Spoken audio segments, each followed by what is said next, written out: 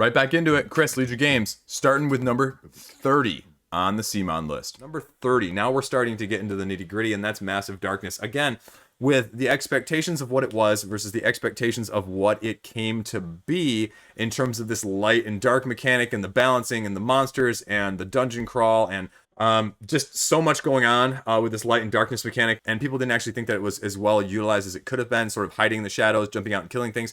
But also the power creep apparently was a real issue in this game, where you just became super powerful, being able to kill everything with one hero, let alone having 3 on your party. And the challenge difficulty was just not what people wanted it to be. Not that people want a super difficult game like Last Bastion or something along those lines with Ghost Stories, but something that is actually going to provide more of a difficulty. Now, if you want to loot romp and just stomp on people, this was your iteration. And some of the, again, the critiques and the criticisms and the upgrades and the tech trees and the ability upgrades and that sort of thing were addressed in Massive Darkness 2. And that's why you haven't seen Massive Darkness 2 yet either. And so, you know, again, this is also based on pure opinion, especially of the games we don't have. But that is why it's number 30. Now we're getting into the top 30, and now we're going to see the nitty gritty. Next up, we have Zombicide Season 3. Again, 2.8 million, another iteration down in Rue Morgue, which is more of like a southern Louisiana type feel. And 12,000 backers, again, striking while the iron is hot on the Zombicide thing, with, again, a huge amount of stuff, a huge plethora of exclusives, a huge plethora of expansions, and a little bit of fatigue, I think, too, at the same time, because you actually saw campaigns go a little bit more after this with different themes to sort of re-enervate and re-energize the IP in the first place. Again, how different was it? Did you need all of them? And so I think that's also what the concern was. Angry neighbors, some new mechanics in terms of what you're going to be doing, post-apocalyptic. Again, nothing to make you really go, wow, this is something different. Wow, the theme is really different. Tons of stretch goals. Sort of just falling in there with all the other Zombicides, but at least a little more appealing. Now, this is going to be the next one, Zombicide Invader at 28. And that's because, personally speaking, I don't think this was as a big of a hit as some of the other ones more recently. And I don't think, as even though it raised $3.3 million, that the space theme had really fit it that well. There was a little bit too much going on with some of the additional mechanics. And some of you are going to vehemently disagree with me, but Zombie Aliens was just a little bit of one step too far for me. And, I mean, the parodies in the exclusives and the miniatures, I mean, they're there. There's plenty there. There's huge amount of expansions as well. Again, a $90 expansion, a bunch of other smaller ones, a whole bunch of exclusives. It just didn't click again for me. I mean, it's better than some of the base games, I would argue. It gives you a little bit more in-depth of the mechanics, including like the gun turrets and things like that you can set out. And, you know, how you can get new skills and the doors. But I think there was also the concern that, like, you can just bottle up behind these doors and hide there and not have to worry about it. So, again, not one of my personal favorites if I was given an option to choose. And I would make an argument that it's got good ratings, but it's probably one of the least appealing that I see in terms of people wanting to pick it up on the secondary market, too. So, again, I'm probably wrong, but that's why I put Zombicide Invader at 28. Now, 27 is actually going to be another controversial one. 27 is Masmorra. You could argue that Masmorra really deserves probably to be a lot lower in terms of ranking, in terms of actually, you know, if I don't screw up this wording, it should probably be a little bit higher numbered, not all the way down here in the mid-20s. Again, it raised $1 million. It had almost 10,000 people, but it was sort of to be this dice-rolling Arcadia Quest retheme import from Brazil, and it just sort of fell flat. I think a lot of people were expecting one thing and kind of got another, and it just didn't fit what people are thinking. It has a couple different modes, cooperative and competitive, and I think the cooperative is relatively well received. The competitive is just a little bit off, and the dice mechanics, again, with the monsters being dice, is just something completely different. They ported it over, and I think that's why it got some of the support. It ported some of the characters back and forth between Arcadia Quest itself, which gave you crossover, so I think a lot of people were very happy by that. But apart from that, again, going more with the chibi side of things, with some of these small exclusives, with the promo dice, some of this stuff is really still hard to pick up, but I've also seen, especially in the secondary market, that people are selling it for much less than what they paid. And especially unless you have the exclusives, which then you can break even usually, but it just wasn't as well received. It was just missing the spark of Arcadia Quest that brought the joy from the original game, and didn't quite capture it in terms of the dungeon crawling with a dice theme, still with the miniatures though. And you can see some of the stretch goals. There's the crossover kit. So I mean, yeah, it was definitely a lower price point. It was more appealing, and I think that's why you had a lot more people go in. But it just quite didn't deliver, at least from my side of things, in terms of what I was expecting versus what I got. And I mean, it's still a solid game, but it's definitely not as wide mass appealing. And I think it just was expectations versus reality. Not that, again, it wasn't good, but that it just more of a gap between those two. So that's why it's where it is. 26. Again, a different departure for Cmon. A Song of Ice and Fire, a skirmish tabletop miniature measuring style game, which again is more of a lifestyle game. And it's definitely a departure. It was their gambit, their role into the Game of Thrones universe, because like with Star Wars, different licenses for different types of games with different companies. And it was a higher buy-in, and it was really a skirmish game where you have these different abilities and these different characters within each of the families that you would be battling up and, you know, doing points for and trying to create your army and move them tactically across the board. Again, tons of exclusives, which, you know, were mostly alt sculpts, which was very interesting as well. So there, unless you wanted some of the alternative sculpts, there wasn't a huge incentive to necessarily get it from the Kickstarter in the first place. And I don't know. I don't know how well this is supported. I don't know how well this is thought of on the skirmish side of things with all of the other big skirmish, big battle map type games out there already. I mean, you can get whoever you want. They're still continuing to support it, I think, at retail in terms of extra families and extra factions. So there's definitely that. I mean, you can get the terrain that we've seen now becoming popular. But with all of the other ones out there, you can kind of see, I mean, it's this measuring battle stick sort of game where you're going up head to head and shifting and battling and rolling dice. So not an appealing thing for me. I recognize it, but I wonder if the IP wasn't this, would it actually be stand out? Would actually people be supporting it to the tune of $1.7 million? Probably not, but there you go. That's why it's where it is. Number 25. That's going to be Black Plague. Number 25 is going to be Black Plague right now. And that's because, again, Black Plague is out there. It raised $4 million, almost 21,000 backers. And people still love it. People still really love this one. They like the theme. They like the medieval Zombicide. It was something different when it came out. People were really interested in it. It's got some unique mechanics. It's got the necromancers. It's got just different stuff. It's got more of the medieval fantasy-esque Lord of the Rings theme. And it's just more appealing. From my standpoint, at least. It didn't have quite as many expansions, I think, and it's not quite as expensive as the one that's left if you're playing along at home that's not yet been shown up on this list. I see this one go for a little less on the secondary market, so it's a little easier to get.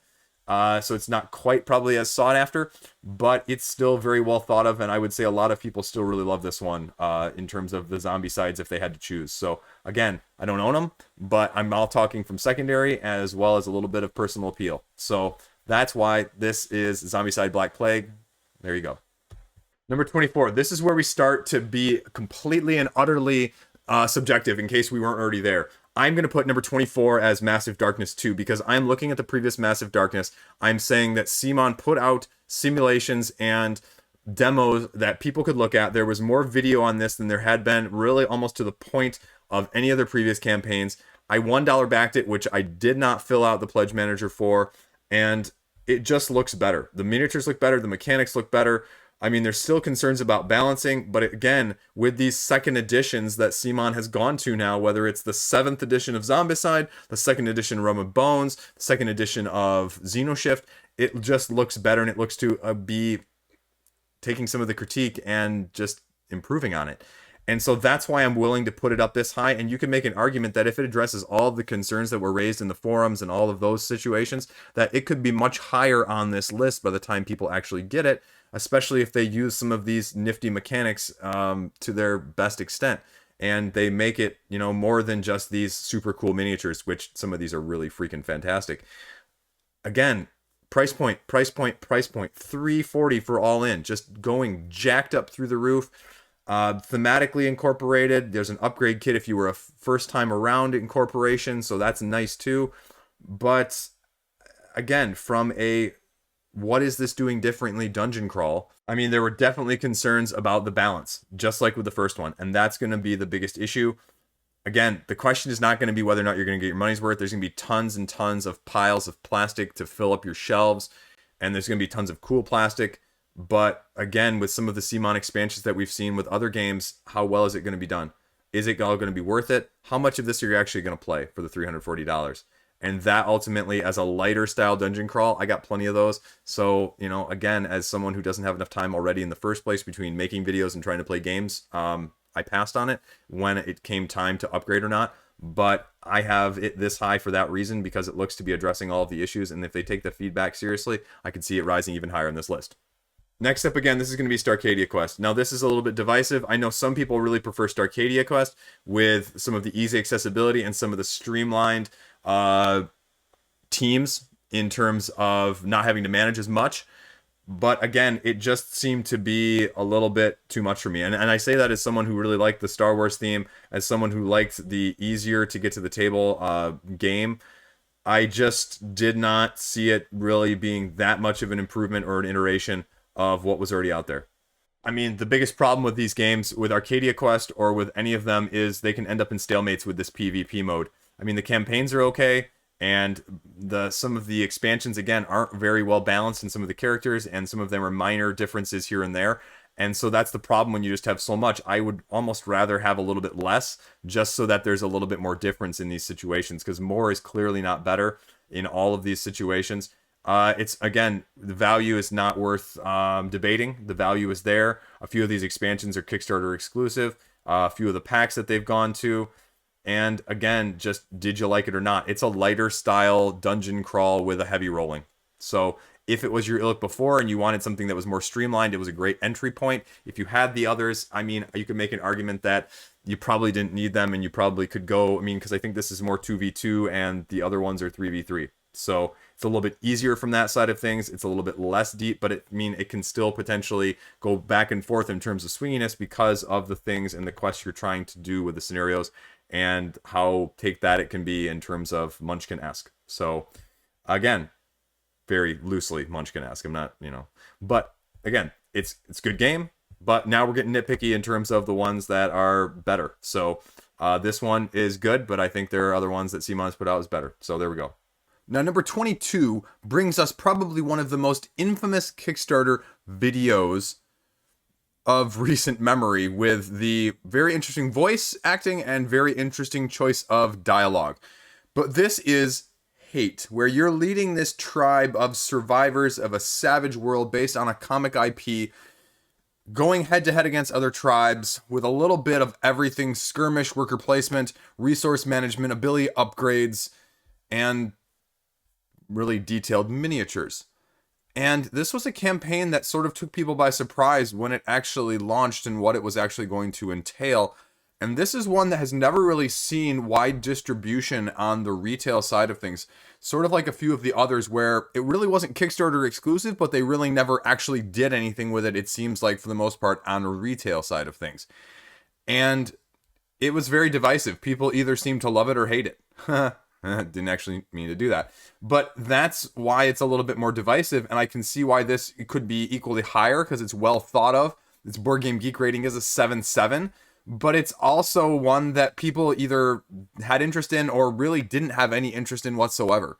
And it was much more divisive in that side of things, and just so many, again, expansions, optional buys, tribes that you could get, and the never-ending side of that. And this was the other difference in this, is this was really a mature game. I mean, brutal, extreme violence. It really sort of limited the core audience. Like, this is a game I'm probably not comfortable having on my shelf that I would ever want my kids to see or play from that side of things. So again, that's sort of also the reason why it's not any higher on the list. But that's why it's number 22. Number 21, again, this is going to be controversial. This is the latest one, Masters of the Universe. This is a IP that is well known. You can make an argument that this underachieved for what it was, and you can make an argument too, and I probably couldn't disagree with you too much, although I'd try, that this should be much higher on the list in terms of actual number, or lower ranked overall, because it only raised $2 million, because it sort of looked like the plastic and the molds were coming from the 80s just along with the IP itself. It was definitely one that what split people as well. in terms of this skirmish style of game, especially when you had Archon Studios going up right before it with a different version of their own Masters of the Universe. The other divisive thing was as a one versus many, again, that's a niche crowd.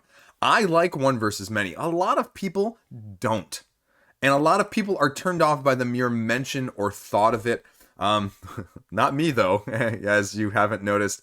As you may have noticed, the other one versus many games have not yet appeared on this list. The interesting thing, though, with this is you could be the good side or the bad side as the one or the evil. And that's not really been done in many other games. You're usually always the bad guy as the one. It's almost always the case. So to have a little bit of refreshing side of things on that, and to potentially remaster some of the issues that one versus many games have been plagued by in years past, it's very appealing. And especially with the IP, there's a lot of nostalgia there. And again, I personally didn't get sucked in by the nostalgia because I am just outside of the age range where this would be of interest. So I was able to pass on it. But again, a lot of stuff. But again, these plastic miniatures seem to do less this time around for me than anyone else. And I am a big Cmon fan. And there's just a ton of stuff that you can get. And there was just a ton of characters that people had heard of, but also maybe not as well heard of either. So, along with that and the price point, now, again, you saw some video and you saw a little bit of what it entailed, so there's a lot less mystery in this one than with a lot of the other campaigns about what they were going to look like in the end. But all in all, the combination of the two, I think it deserves a higher spot than where it could be otherwise. Now, that obviously is subject to change by the time it gets to you in like 2023, because, you know, this says 2022, but let's be honest, it's not coming before 2023. But that's okay, because you got plenty of other games, but that's why it's number 21 on the list. That's it.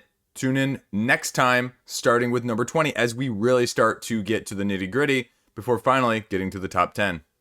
Thanks for watching. Stay classy. I'll see you around.